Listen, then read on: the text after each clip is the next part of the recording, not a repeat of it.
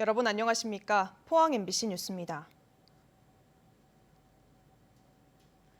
오늘도 맑은 날씨 속에 낮 기온이 크게 올라 다소 덥겠습니다. 하루 사이 기온 변화가 심한 만큼 일교차에 유의하셔야겠습니다. 조주경 기상캐스터입니다. 가을이 깊어가면서 하늘도 더 높아지고 있습니다. 10월의 첫날인 오늘도 가을을 만끽하기 좋은 날씨를 보이겠는데요. 다만 밤사이에도 하늘이 내내 맑다 보니까 아침 출근길에는 곳에 따라 가시거리가 200m가 안 되는 곳이 있겠습니다. 짙은 안개에 조심히 이동하셔야겠습니다. 오늘 경주의 한낮 기온은 28도로 어제보다 2도 정도 더 높겠습니다. 이어서 자세한 오늘 날씨 보겠습니다. 아침 기온은 14도에서 18도로 어제보다 조금 낮게 출발하고 있습니다.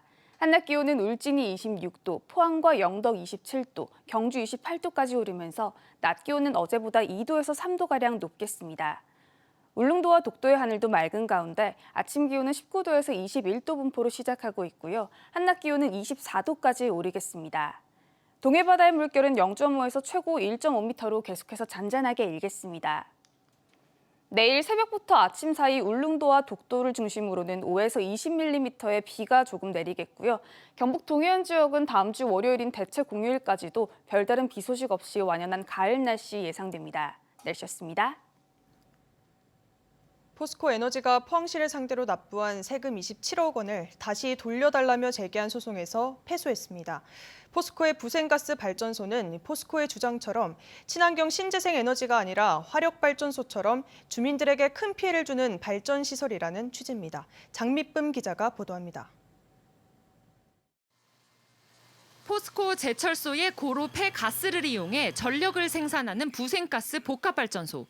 지난해 9월 포스코에너지는 부생가스 발전은 제철소 고로 폐가스를 원료로 하는 재생에너지로 화석연료를 사용하는 것이 아니라며 포항시를 상대로 소송을 냈습니다.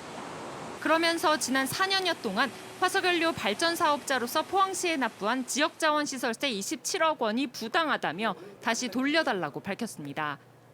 이 사실이 뒤늦게 알려지자 포스코가 정당하게 부과된 세금에 대해 딴지를 걸면서 기업의 사회적 책임을 외면하고 있다는 비판이 나왔습니다.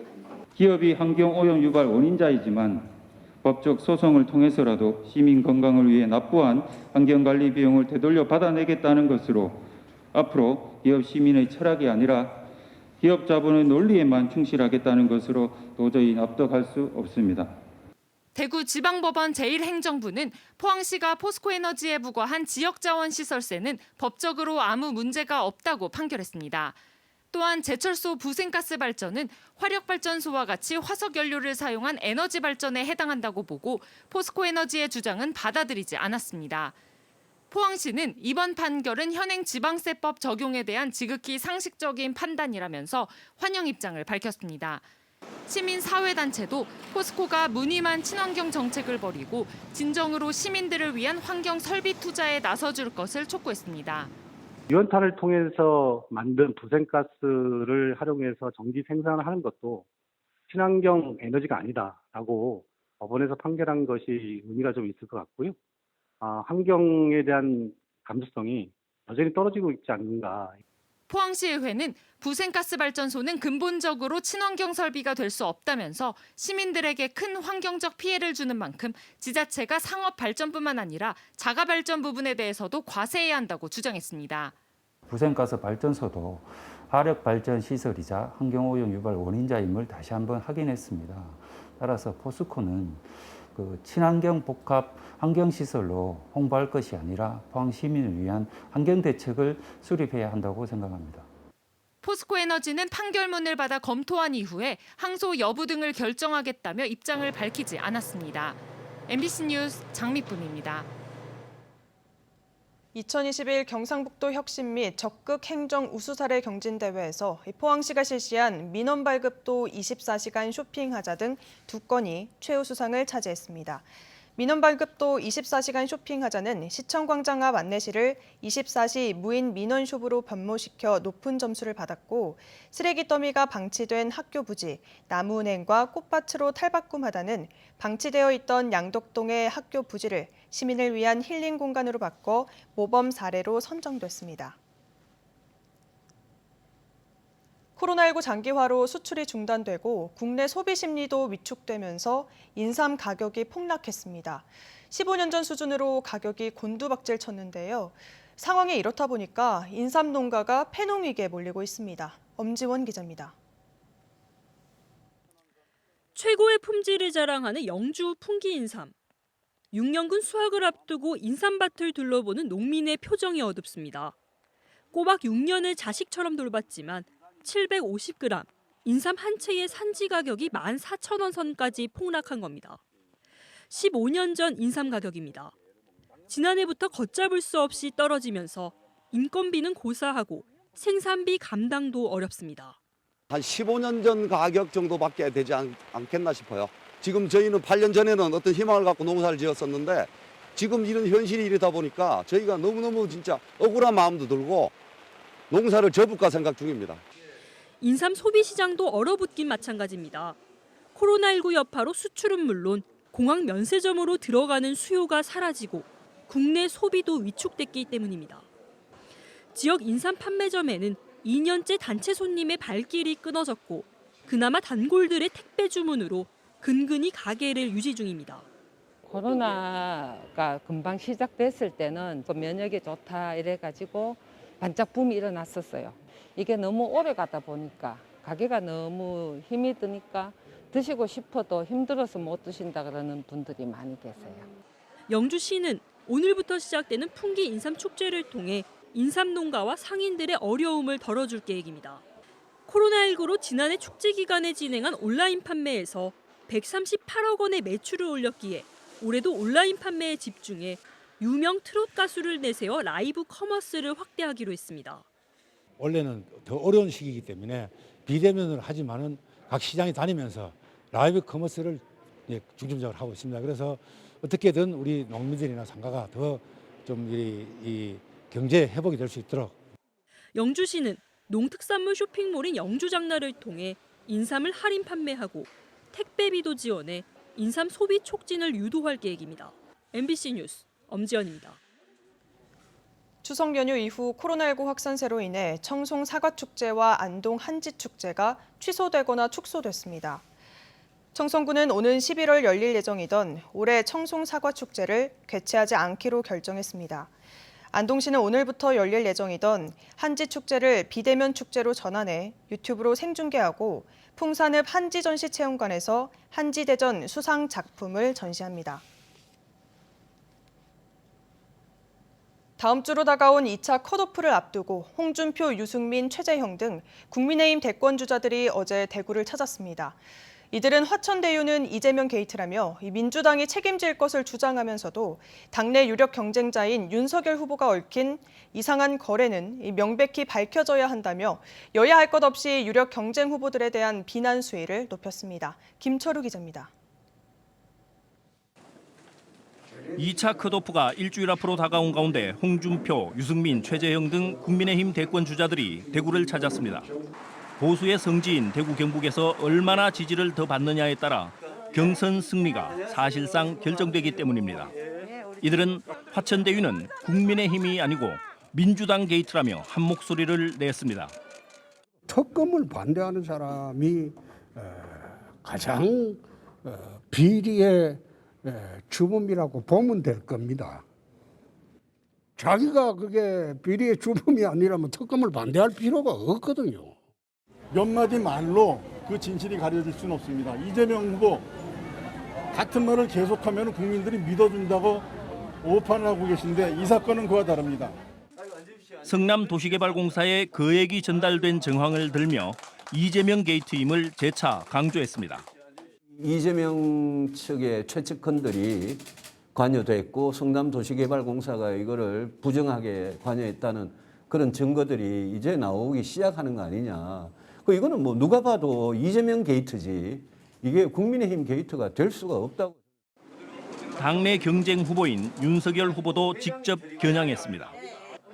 화천대유 최대 주주의 누나가 윤 전 총장 아버지의 집을 산 것과 관련해 의혹을 명백하게 가려야 한다고 목소리를 높였습니다. 윤석열 후보 본인하고 김만배가 원래 가깝게 알고 지내던 사이라면 그런데도 이거를 진짜 우연으로 봐야 되느냐. 의혹이 사실로 드러난다면 윤석열 본인이 책임을 져야 한다고 입을 모았습니다. 곽상도 의원이나 또 대선 후보 중에 한 사람이 이상한 부동산 거래 그거 가지고 우리 당이 덮어 쓰는 거는 나는 그거는 아니다. 국민들이 의혹이 있는 부분이어서 그 부분 역시 명백히 밝혀져야 되고 그 부분에 뭐 관련된 내용이 있다면 거기에 대한 응분의 책임을 져야 된다고 생각합니다. 화천대유는 여야를 막론하고 대권 주자들의 승패를 가를 최대 이슈가 돼버렸습니다. MBC 뉴스 김철우입니다. 포항과 경주, 영천 지역 노동자 12,000여 명의 이재명 더불어민주당 대통령 예비 후보에 대한 지지 선언이 어제 포항시 덕업관에서 열렸습니다. 이들은 이재명 후보가 노동자들을 위한 삶을 살아왔다며 노동자들이 대우받고 행복한 사회가 만들어지기를 바란다고 주장했습니다. 이 자리에는 이재명 후보 열린캠프, 임종성 총괄선거대책 부본부장과 이재도 경북도 의원, 장용선 포항민주평화광장 대표 등이 참석했습니다. 경주시는 무장봉 등산객이 급증하면서 10월부터 2달간 암곡동 일대 교통을 일부 통제한다고 밝혔습니다. 매주 주말과 공휴일 송곡 삼거리에서 왕산마을까지 5km 구간을 차량 통제하며 등산객을 위해 노선버스를 확대 운영합니다. 한편 무장봉은 신라시대 무장사지 유적과 억새 군락지로 경주를 대표하는 가을철 관광 명소로 꼽히고 있습니다. 대구지방법원 형사이단독 김형우 판사는 업무상 비밀을 이용해 땅을 구입한 혐의로 구속 기소된 한국농어촌공사 차장 52살 A씨에게 징역 10개월을 선고했습니다. A씨는 2017년 초 내부 정보를 이용해 영천의 정비사업 부지 안에 땅을 사들인 뒤 설계 변경을 건의해 자기 땅 부근에 도로 확장과 포장 공사를 해서 업무상 배임 혐의로 재판에 넘겨졌습니다. 또 같은 해 인근 땅을 추가로 사들여 이듬해 정비사업 예산으로 자기 땅 앞 도로를 확장하면서 부당이득을 취해 부패방지법 위반 혐의도 받고 있습니다.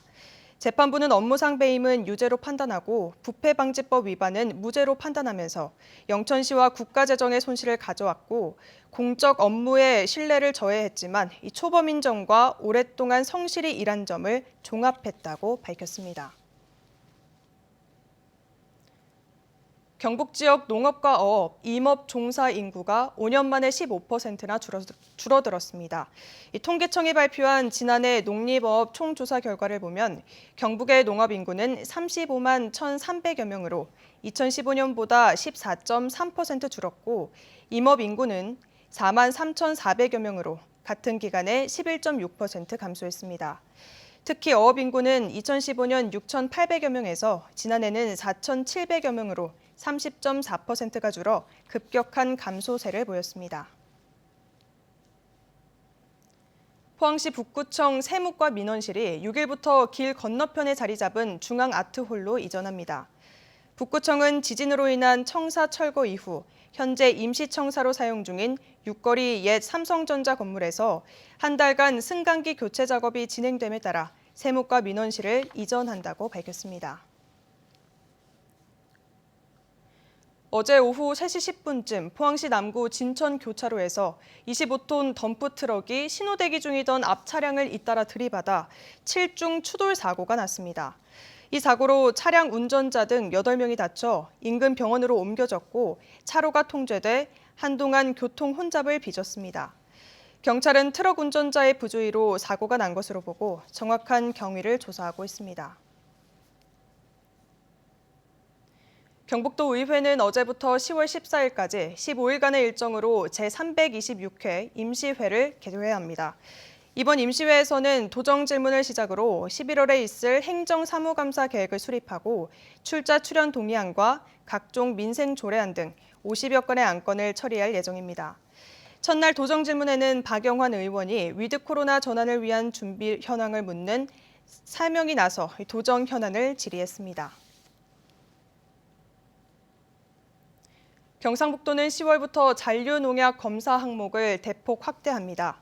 도매시장 반입 농산물의 경우 기존 257종인 검사 항목인 339종으로 유통 농산물에 대한 검사 항목은 기존 260종에서 340종으로 늘어납니다. 현재 도내에는 안동과 포항 농산물 도매시장에서 농수산물 검사소가 운영 중인데 올해 1,300건을 검사해 잔류농약 허용 기준을 초과한 7건을 적발해냈습니다. 포항문화방송은 어제 사내 공개홀에서 전현직 임직원들과 시청자위원, 경영자문위원 등이 참석한 가운데 창사 50주년 기념식을 가졌습니다. 임직원들은 포항문화방송의 성장은 지역민들의 관심 속에 이뤄진 결과라며 앞으로도 다양한 프로그램으로 시청자들로부터 신뢰받는 언론사로 거듭날 것을 다짐했습니다.